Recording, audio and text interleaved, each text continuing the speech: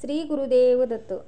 आज आपण शिवपुराणातील भगवान शंकराचे आपल्या जीवनातील कष्ट संपवणारे प्रभावशाली उपाय पाहणार आहोत. अत्यंत गरजेचे आपल्याला माहिती नसलेले असे ते उपाय आहेत. शिवपुराण कथेत असे म्हटले आहे की 33 कोटी देवता जे तुमच्या भाग्यात लिहिलेले आहे ते देतील. 33 कोटी देवतांचे काम आहे की तुमचे भाग्य लिहिणे, पण केवळ एकच आहे देवादिदेव महादेव. महादेवांचे काम आहे की तुमचे भाग्य बदलणे. तुमच्या आयुष्यामध्ये दुःख लिहिलेले असेल तर ते कधी सुख लिहून देतील त्यांच्यावर काही भरोसा ठेवून जे लोक आपले डोके भगवान महादेवाच्या शिवलिंगाला लावतात त्यांच्या माथ्यावर जे दुःख लिहिलेले आहे, भाग्यामध्ये तकलीफ लिहिलेली आहे, आपल्या किस्मतमध्ये काही बेकार लिहिलेले असेल, भगवान शिवाच्या शिवलिंगाला हे डोके लागले तर महादेवाचे स्पर्श मात्र झाल्याने जे काही आपल्या मस्तकावर लिहिलेले उलटे पण सुलटे होऊ लागते. सायंकाळी 4 वाजेपासून 7 वाजेपर्यंत भगवान शिव आणि माता पार्वती ब्रह्मन करण्याची वेळ असते. देवादिदेव महादेव म्हणजेच नाथांचे नाथ भोलेनाथ आणि माता जगत जननी जगदंबा माता पार्वती यांचा भ्रमण करण्याचा समय असतो. भगवान शंकर आणि माता पार्वती फिरण्यासाठी निघतात. त्यामुळे आपला धर्म शिवपुराण सांगतो की सायंकाळच्या वेळी स्त्रियांनी घरात झाडून काढू नये. सायंकाळच्या वेळी स्त्रियांनी बांगड्या जोडवे बदलणे नाही.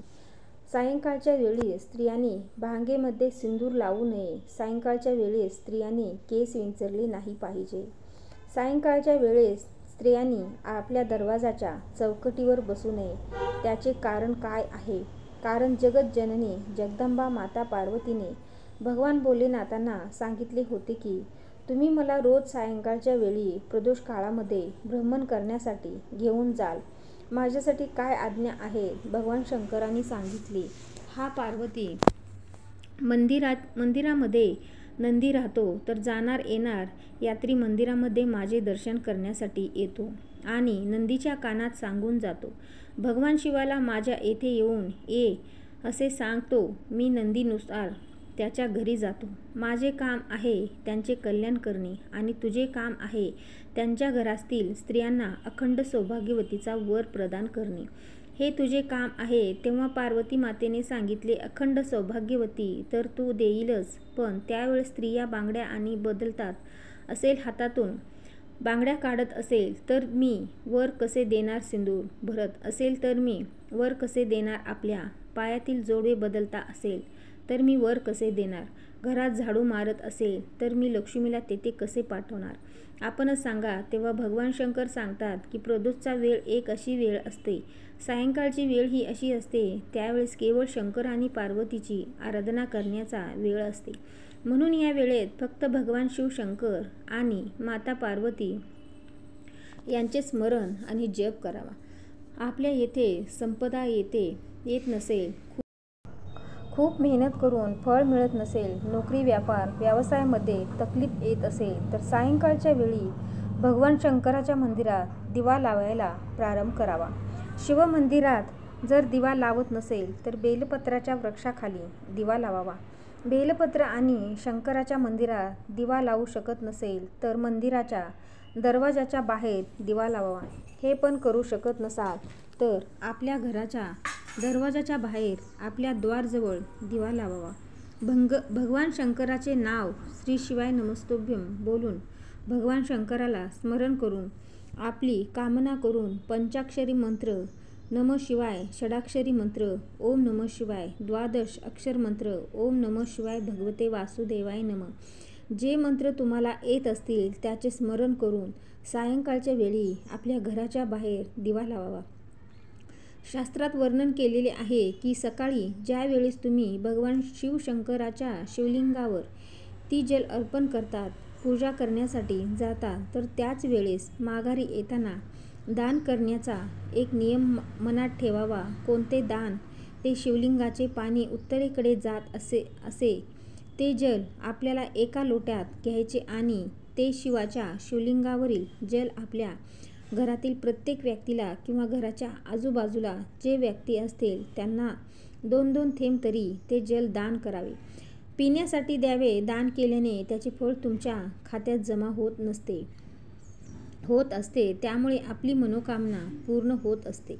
ज्या मुलामुलींचा जॉब लागत नसेल तर काळी तीळ वाटून 1 लोटा जल पाण्यामध्ये टाकून आपल्या घरातील माठाजवळ पितरांचे स्थान असते त्या माठाजवळ 1 लोटा जल रात्रभर ठेवावा. बेलपत्राचे वृक्ष, पिंपळाचे वृक्ष किंवा वडाचे वृक्ष यापैकी कोणत्याही वृक्षाखाली दुसऱ्या दिवशी आपली मनोकामना करून ज्यांना जॉब लागत नाही त्यांनी ते जल 3 वृक्षाखाली, बेलपत्राचे वृक्ष, पिंपळाचे वृक्ष आणि वडाचे वृक्ष हे तिन्ही वृक्ष पितरांचे तुल्य मानले जात आहेत. तिन्हीपैकी कोणत्याही एका वृक्षाखाली काळे तिळाचे जल श्रमेश्वर महादेव स्मरण करून समर्पित करावे.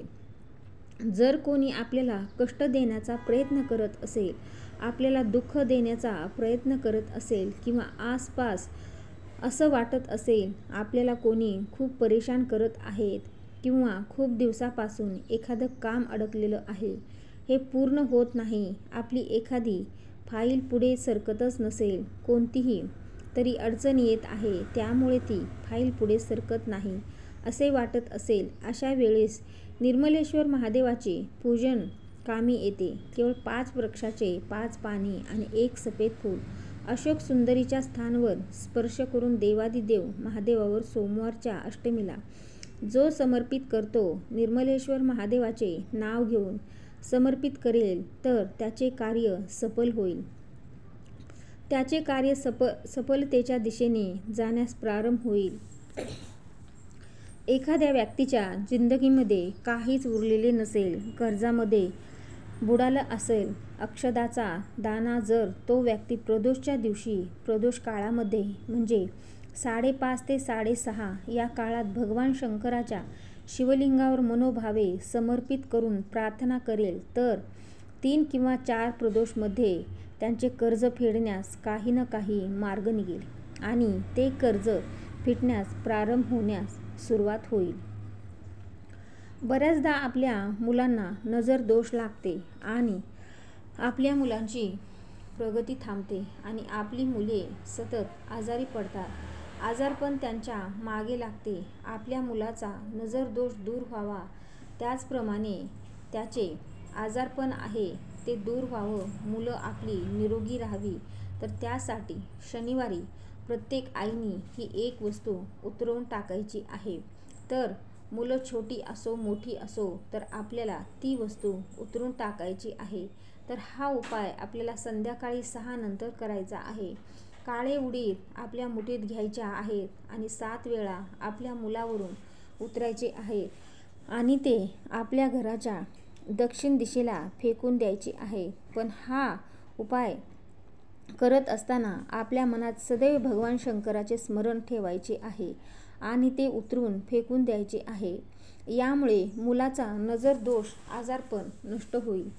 घरात अस्वस्थ वाटणे, झोप न लागणे, घरात मुंग्या झुरळांचे प्रमाण वाढणे, घरात अन्नाला तुटवडा किंवा भरपूर अन्न शिल्लक राहणे, अन्न खाण्याची इच्छा न होणे, तर हा खूप प्रभावशाली उपाय आहे.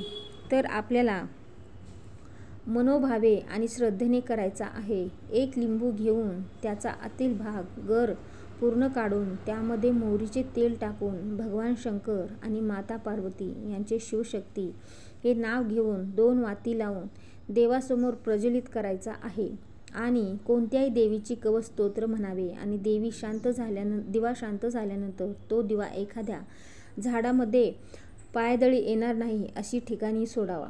कोणत्याही दिवशी हा उपाय मनोभावे सायंकाळी करायचा आहे.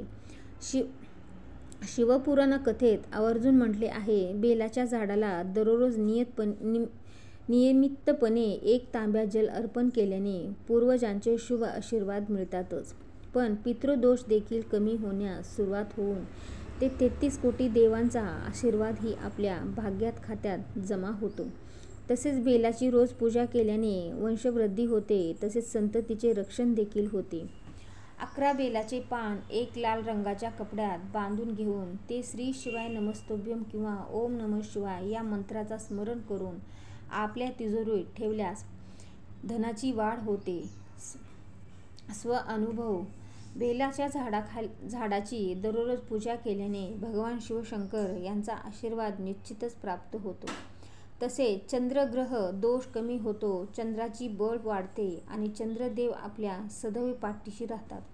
गुरुवारी किंवा दररोज केली तरीही चालतो. 2 चिमूटभर हळद पाण्यात मिसळून त्याने आंघोळ केली तर गुरुची स्थिती बळकट होते आणि लग्नातील अडथळे दूर होतात. लग्न जमण्यास योग्य